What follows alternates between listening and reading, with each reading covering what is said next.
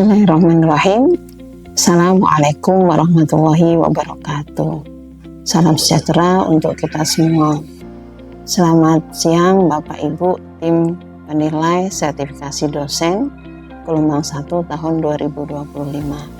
Perkenalkan, nama saya Nailatul Fitriah. Saya adalah salah satu dosen pada program studi pendidikan bahasa dan sastra Indonesia Fakultas Ilmu Pendidikan Universitas Nurul Huda. Saya membuat video ini dimaksudkan untuk memenuhi salah satu persyaratan dalam pengajuan sertifikasi dosen gelombang 1 tahun 2025 berupa pernyataan diri dosen dalam unjuk kerja Tridharma Perguruan Tinggi PDD UKT-PT. Pada kesempatan kali ini, saya akan mengambil satu mata kuliah yang saya ampu sebagai praktek pembelajarannya, yaitu mata kuliah teori prosa fiksi. Mata kuliah ini merupakan mata kuliah inti pada program studi pendidikan bahasa dan sastra Indonesia yang terdiri atas 2 SKS, 1 SKS teori dan 1 SKS praktek. Nah, mata kuliah ini dalam kurikulum program studi pendidikan bahasa dan sastra Indonesia dibelajarkan pada semester genap, yaitu semester 2. Pembelajaran dalam mata kuliah ini dilaksanakan dengan metode DEI, yaitu Delivery, Interaction, dan Assessment, atau dengan kata lain ada penyampaian materi, kemudian ada interaksi dengan mahasiswa, dan ada evaluasi atau asesmen. Nah, capaian pembelajaran lulusan program studi yang dibebankan pada mata kuliah ini adalah mahasiswa menguasai teori dan konsep-konsep dasar kesusastraan serta keterampilannya dan menunjukkan kemampuan bersastra Indonesia baik secara lisan maupun tulisan dalam konteks akademik dengan menunjukkan kinerja mandiri, terukur, serta dengan menginternalisasikan nilai, norma, dan etika akademik. Mata kuliah ini akan membahas tentang hakikat prosa fiksi, kemudian unsur-unsur intrinsik dalam prosa fiksi yang meliputi tema, alur atau plot, tokoh atau penokohan, latar atau setting, sudut pandang penceritaan, dan gaya bahasa. Kemudian, kemampuan yang diharapkan dari mata kuliah ini setelah mahasiswa belajar mata kuliah ini antara lain, pertama adalah mahasiswa mampu menjelaskan apa itu hakikat prosa fiksi, apa itu tema, plot, tokoh, dan penokohan, latar atau setting, sudut pandang, penceritaan, dan gaya bahasa. Di samping mampu menjelaskan, mahasiswa mampu melakukan analisis cerpen atau cerita pendek atau prosa yang lainnya, misalnya novel, dengan menggunakan tema, latar, plot, tokoh dan penokohan, sudut pandang, ataupun gaya bahasa, yang kemudian ujung dari mata kuliah ini diharapkan mahasiswa menghasilkan artikel yang dipublikasikan terkait dengan hasil analisis unsur intrinsik prosa fiksi. Perkuliahan dalam mata kuliah ini akan dilaksanakan secara tatap muka dengan menggunakan metode case study.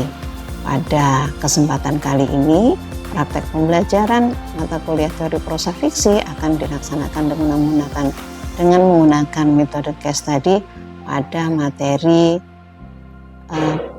sudut pandang penceritaan atau point of view. Selanjutnya, mungkin tim penilai, Bapak Ibu tim penilai sertifikasi dosen gelombang 1 ini bisa menyaksikan praktek pembelajaran mata kuliah ini. Bismillahirrahmanirrahim. Assalamualaikum warahmatullahi wabarakatuh. Waalaikumsalam warahmatullahi wabarakatuh. Baiklah teman-teman mahasiswa, kita ketemu lagi di mata kuliah apa? Teori prosa fiksi. Teori prosa fiksi. Pertemuan kita yang ke-7. Kita akan membahas tentang sudut pandang atau point of view, sudut pandang. Tujuan pembelajaran ini adalah kalian bisa mengidentifikasi, menganalisis, dan mengevaluasi sudut pandang teks prosa fiksi dengan menggunakan studi kasus. Bisa dipahami ya? Bisa. Baik. Mungkin sekilas tentang sudut pandang ya. Sudut pandang, saya yakin kalian nggak ada yang nggak pernah membaca cerpen rasanya ya? Iya. Ya. Apa yang pernah dibaca cerpennya?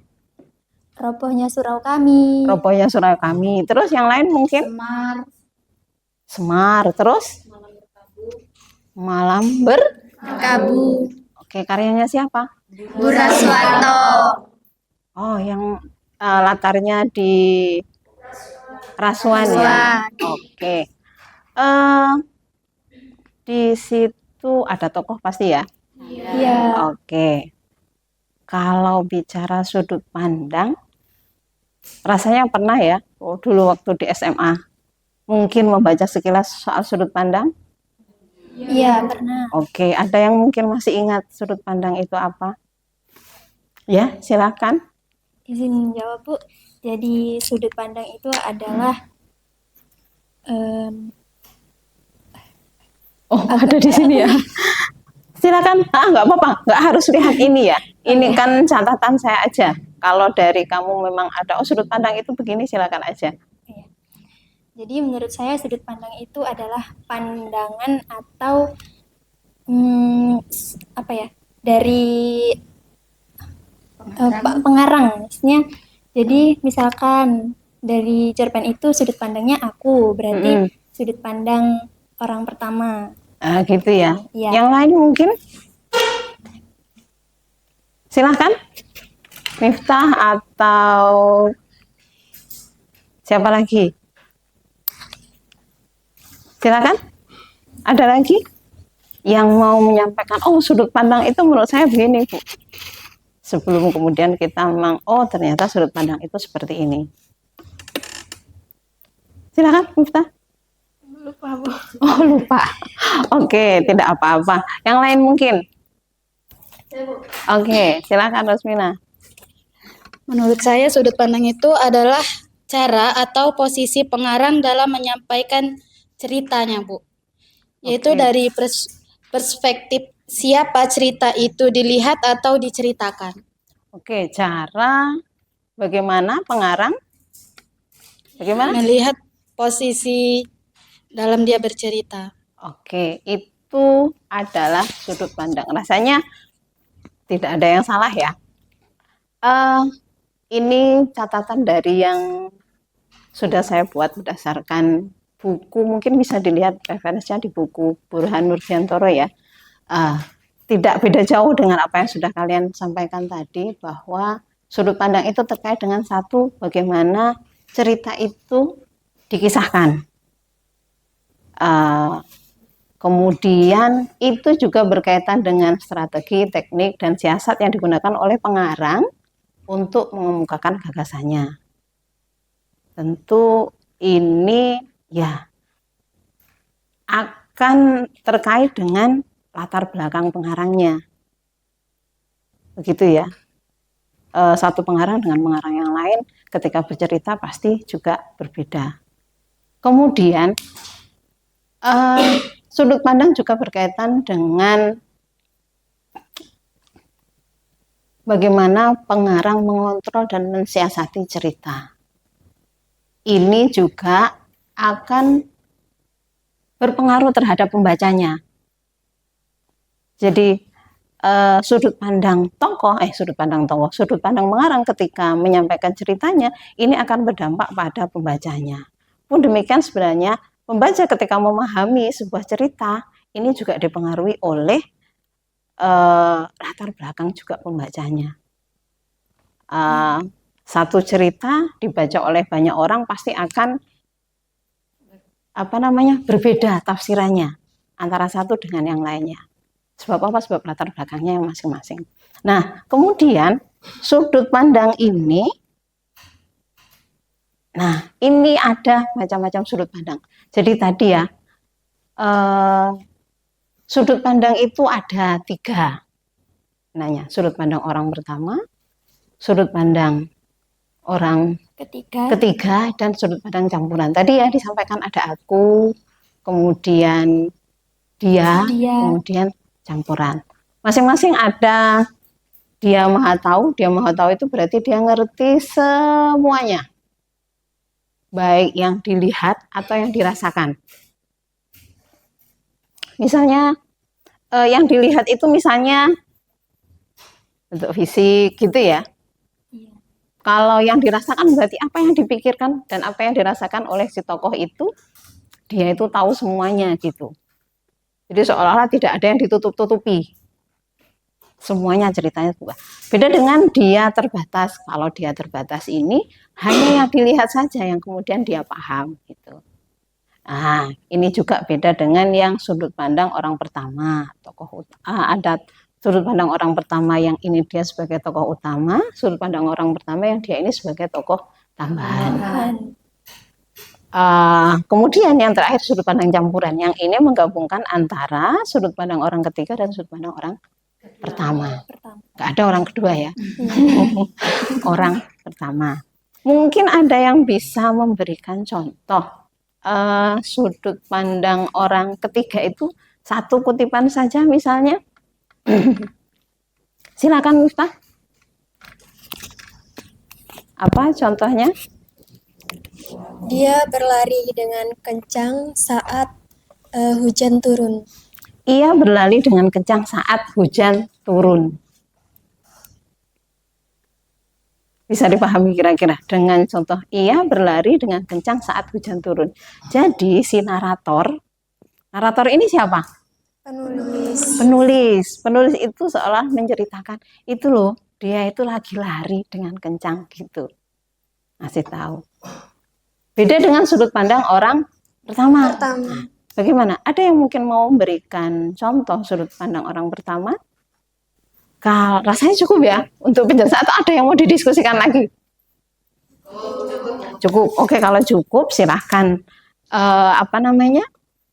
membentuk kelompok gitu ya. Pikir 4-4 jadilah ya. Atau 2-2. 4-4 rasanya ya. 4-4 silahkan buat kelompok dan silahkan mencari salah satu cerpen di Kompas boleh. Cerpen apa saja lah mungkin ya.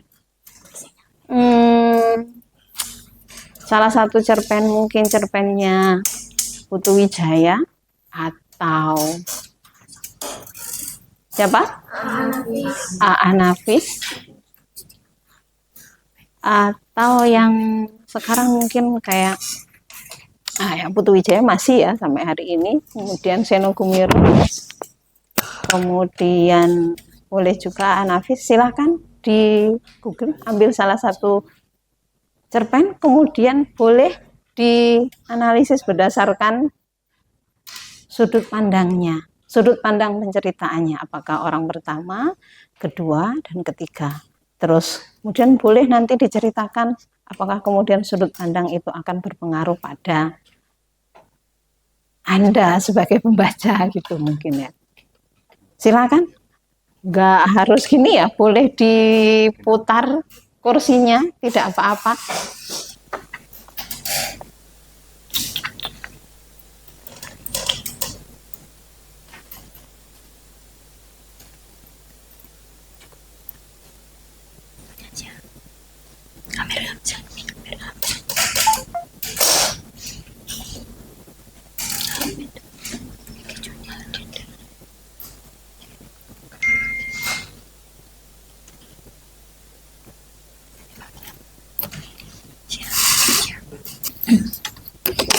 Oke, sudah ya?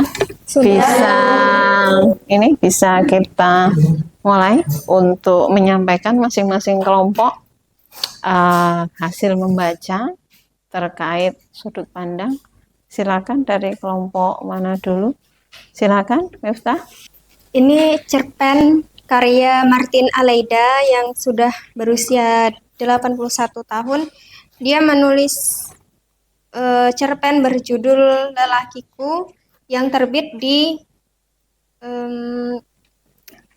Ruang Sastra pada tanggal 8 Juni 2025. Ini mengisahkan seorang aku, dia bersudut pandang orang pertama yang sedang sakit, berada di rumah sakit, dan si laki-lakinya ini merasa, si tokoh aku merasa laki-lakinya kurang perhatian kepada dirinya gitu. Jadi sudah kami simpulkan bahwa sudut pandang dari cerpen Lelakiku karya Martin Aleida ini memiliki sudut pandang pertama. Orang pertama. Iya. Oke. Baik. Silakan duduk dulu. Mungkin kelompok lain kalau mungkin ada pertanyaan untuk kelompok yang barusan menyampaikan hasil membacanya. Ada? Oke, mungkin kalau tidak ada pertanyaan, kelompok yang lain dulu silahkan menyampaikan hasil membacanya. Iya, silakan.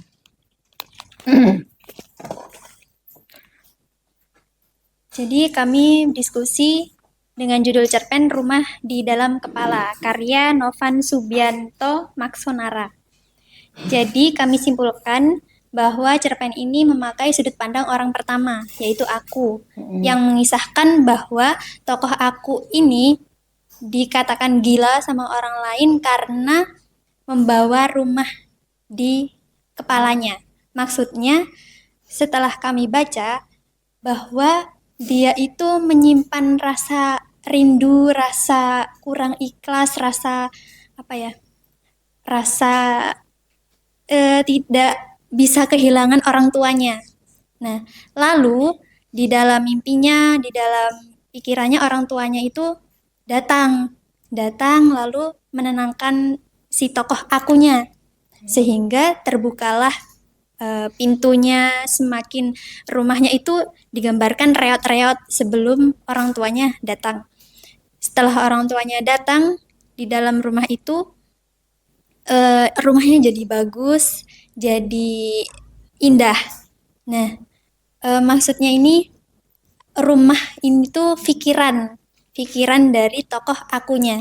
Jadi setelah membaca ini, kami itu jadi ngerasa ikut masuk gitu. Jadi merasa aku ini saya sendiri gitu yang membaca. Jadi sangat masuk sekali dan baper. Baper ya. Sedih. Terbawa gitu ya. Terima kasih. Oke. Baik. Kelompok selanjutnya mungkin ya, silakan. Lutfi. Silakan Lutfi. Baik, terima kasih untuk di sini, Bu. Di sini saya akan membawakan cerpen yang judulnya Kebahagiaan yang Membunuh. Nah, di sini tuh ceritanya, sebelum ceritanya ini Kebahagiaan yang Membunuh ini karya Atta Ferin yang baru-baru ini diterbitkan di Kompas, yaitu pada tanggal 4 Juli 2025. Di sini tuh menceritakan tentang Mala, seorang istri. Nah, dia tuh seorang ibu juga. Dia tuh mengidap penyakit kanker kronis. Nah, si ibu Mala ini tuh sukanya mendaki gunung bersama keluarganya. Nah, ketika itu si dokter itu kan sudah menyatakan bahwa kalau sudah divonis penyakit kronis kanker itu tidak boleh beraktivitas terlalu berlebihan. Nah, terus sudah diberitahu dokternya, tapi si ibu Mala itu ngeyel. Nah, akhirnya tidak jadi mendaki gunung. Nah, awal-awal konflik itu terjadi juga di pas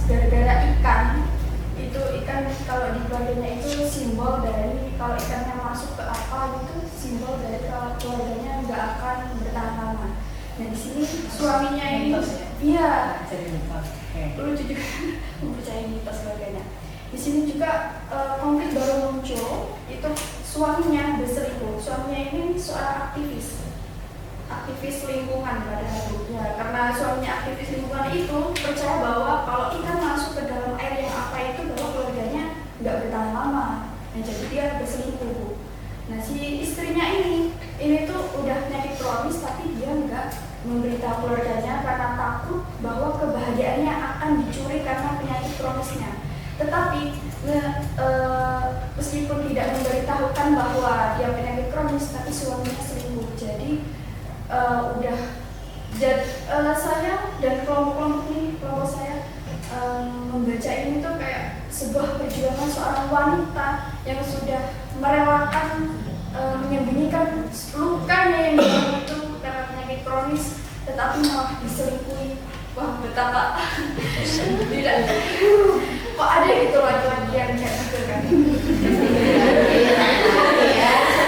Ya betul laki-laki. Ini sudut pandangnya bagaimana ini? Ini sudut pandang campuran Bu. Yang pertama itu dia nggak langsung menceritakan aku, tapi dia pagi hari yang ini. Jadi sudut pandangnya campuran. Coba di sini. Oke, baik. Masih ada? Oke, silakan. Walaupun kami cuma berdua, jadi kami memilih judul yang mungkin lebih menarik. Jadi judulnya banyak maling banyak rezeki. Dimana ini Banyak maling, banyak rezeki. Jadi ini karya dari Kiki Sulistyo. Dimana kami menyimpulkan bahwa ini menggunakan sudut pandang orang ketiga, Bu. Nah, tapi sudut pandang orang ketiga ini berfokusnya ke tokoh utamanya. Jadi tokoh utama di dalam cerita pendek ini yaitu Pak Mat. Jadi Pak Mat ini seorang bukan penjaga keamanan di suatu kompleks. Penjaga keamanan di suatu kompleks, di mana Pak Mat ini berharap bahwa ada maling terus. Jadi karena kalau ada maling dia itu dapat bonus, dikasih si malingnya ini uang lah, uang tutup mulut lah. Jadi Pak ini dia berangannya agar banyak terus yang maling di kompleks itu. Jadi dia dapat hukum. Nah makanya judulnya banyak maling banyak rezeki. Itu menggunakan sudut pandang ketiga, tapi lebih berfokus ke Pak Matnya. Nah itu. Ketika Maha tahu atau terbatas? Mungkin Maha tahu. Kenapa? Kami analisis lagi. Oke. Ya. Terakhir mungkin.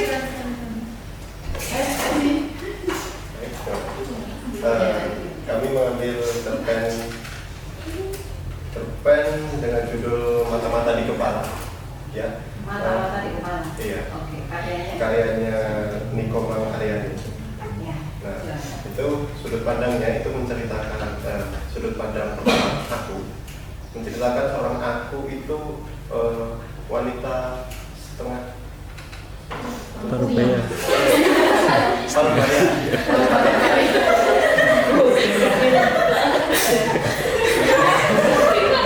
Jadi menceritakan parubaya umur 40 tahun yang setiap harinya itu diteror. Setiap hari diteror oleh tiga laki-laki misterius yang setiap hari mengetuk pintunya untuk melakukan uji coba. Jadi pada cerita itu ada suatu ketika si wanita parubaya ini membukakan pintunya, lalu ia diberi penjelasan bahwa ini prosedur dari negara, kalau Anda harus begini dan intinya ia harus digunakan sebagai uji coba entah di dalam suntikan apa itu saya lakukan juga.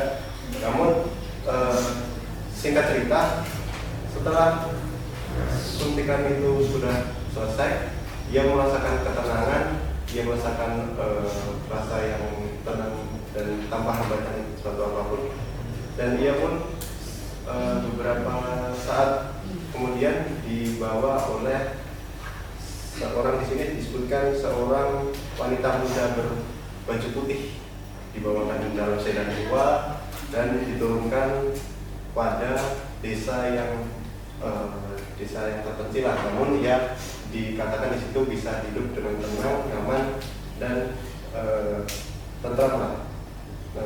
Lalu tiba-tiba di situ cerita pun berakhir. Nah, di sini saya pertama sedikit bingung kok berakhir seperti tergantung itu ceritanya. Ternyata cerita ini tuh mengandung cerita psikologis kegelisahan si wanita Parubaya tadi. Nah, sebenarnya ini tuh hanyalah halusinasi begitu. Jadi menceritakan tentang kegelisahan psikologi Parubaya tadi. Terima kasih. Oke, silakan. Sudut pandang orang pertama ketika Anda membaca itu gitu, apa yang Anda rasakan? Bagaimana dengan sudut pandang orang ketiga gitu? Ada yang mau menyampaikan? Ya, silakan.